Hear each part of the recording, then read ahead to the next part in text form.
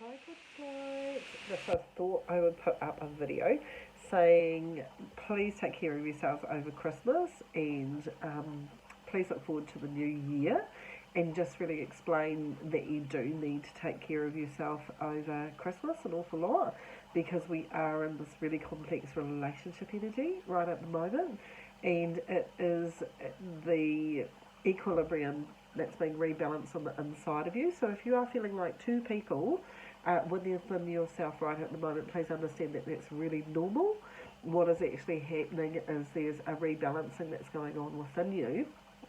Um, because our souls are starting to be more in charge of our life purpose and what we're doing and where we're going, and it's trying to actually get you back to a balance of listening to your heart without going into mental states which we've been out of balance for a very, very long period of time because we do mentally let our mind override everything when basically the reason why you have a head and a heart is so you can find the balance between the two.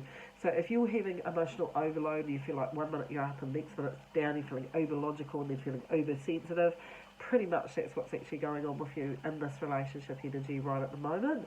And then just to condense it and drive it home, the universe is actually using the people as tools all the way around you to actually amplify where your imbalances are. So you can be kind of trying to control situations um, and getting very, very frustrated. So if you have, I'll use an example so you can understand it. If you have a core programming that's very, very structured. You should do the right thing. Don't be selfish. Don't do this. Don't.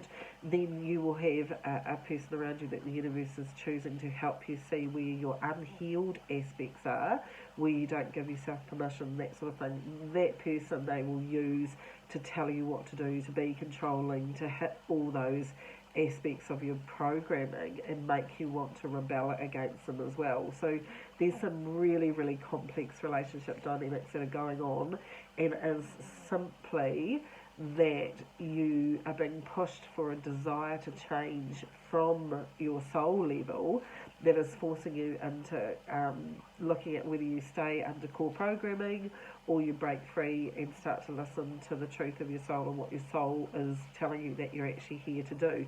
So you can kind of be noticing injustices, you can notice pettiness, you can notice criticism, you're going to see all these things reflecting back to you as you're kind of fighting with your own self to get into equilibrium as well. So when I'm saying make sure to be really, really kind to yourselves at the moment is because, of course, Christmas is always, always, always put family dynamics together and we incarnate into families to have learning experiences, we have relationships and learning experiences.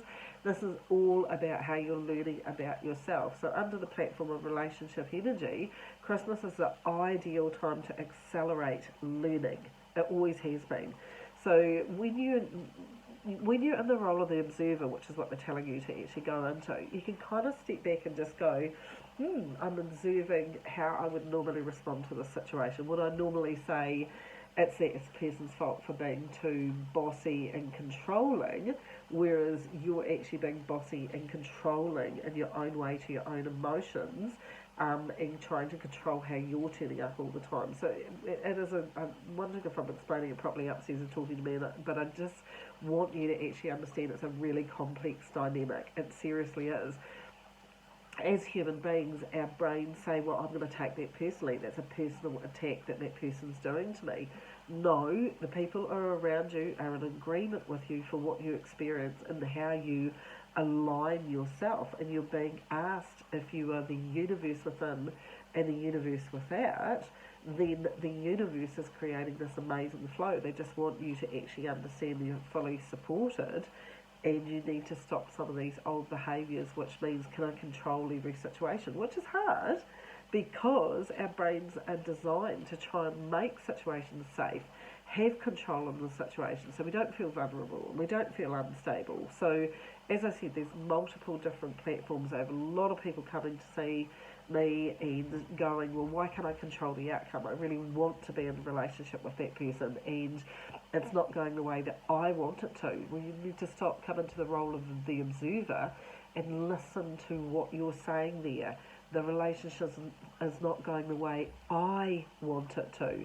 You might be the universe in motion, but you don't have total control over how somebody else turns up because they're their own universe in motion. So all you're going to do is cause yourself a lot of resentment, frustration, and anger in this energy, because basically you're being represented with an external battle, but it's actually the battle on the inside of you, because we are entering the age of Aquarius. We are entering the need for unity, community, understanding, unconditional love. You do have to apply it to here before you can gift that to somebody else. Now you can say, I'm always turning up for other people. Yep, 100%, that's beautiful, bless you. We're in that dynamic because that's out of balance. If you're always turning up for other people, where are you in that equation? So to get it back in balance, you need to turn up maybe for other people and for you at exactly the same time. Your core programming might say, well, it's selfish for me to do that. How is it selfish? Because it's selfish to continually give to someone else and then feel resentful, tired, overwhelmed, have not grateful people around you. You're actually programming them that that's the way that they turn up around you. Everybody is only going to see what they want to see in the way that you turn up. Relationship energy is multiple layers. It is showing you all the time where you're not being healthy for yourself, where you're actually causing a dynamic that's throwing you out of balance, and it is literally the tool that the universe is using is your close connections, your colleagues, your parents, your siblings, your loved ones. They're tuning up in ways, shapes and forms of this beautiful alignment to get you back to living more truthfully.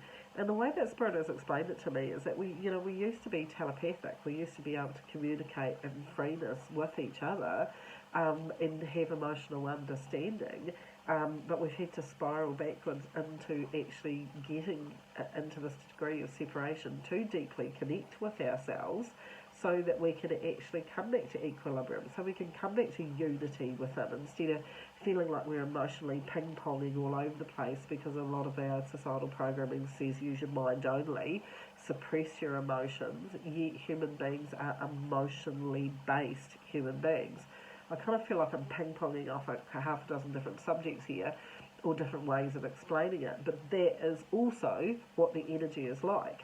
So if you're feeling like 1 minute I'm here and next minute here, or the way that Spirit shows it to me is penduluming, penduluming over here, and I'm uber logical and I know that I've got my day and I've got it all planned, and then next minute, whoom, I'm over here and emotionally feeling strung out and wrought out and that sort of thing, then pull back to logical again. If you're feeling like that, feeling distinctly like two different people, it's because the universe is trying to get you to stop doing that, tung, tung, tung, into middle ground, where you can actually be in unity, not be triggered by learning and understanding, but understanding that if if you're wanting love from the universe, where are you being lovable towards yourself? If you're wanting connections with people, where are you connecting to yourself? So, a lot of people say to me, well, if they say that the universe is all, people are reflecting things back at me, well, they are to an awful degree. It's just by our own perception up here as